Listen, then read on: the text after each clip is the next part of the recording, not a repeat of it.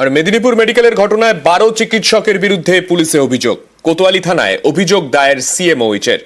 স্বাস্থ্য দপ্তরের নির্দেশে 6 সিনিয়র ও 6 জুনিয়র চিকিৎসকের বিরুদ্ধে পুলিশে অভিযোগ।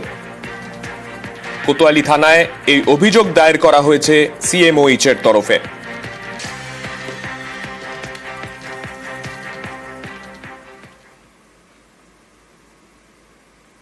এরই মধ্যে মেদিনীপুর মেডিকেলে কর্মবিরতির ডাক জুনিয়র চিকিৎসকদের। 6 পিজিটির সাসপেনশন প্রত্যাহারের দাবি। আজ থেকে কর্মবিরতিতে জুনিয়ররা। শাস্তি প্রত্যাহার না হলে টানা কর্মবিরতির হুঁশিয়ারি। এই ঘটনায় জীবন বাঁচানোর জন্য আপ্রাণ চেষ্টা করা অন ডিউটি জুনিয়র ট্রেনি ডক্টরদের সমাজের শত্রু হিসেবে দেখানো হচ্ছে। এই অপমান সহ্য করার কোনো প্রশ্নই ওঠে না। প্রসূতি ও অ্যানাস্থেসিয়া বিভাগের ডাক্তাররা ইতিমধ্যেই অনির্দিষ্টকালের জন্য পূর্ণাঙ্গ কর্মবিরতি ঘোষণা করেছেন।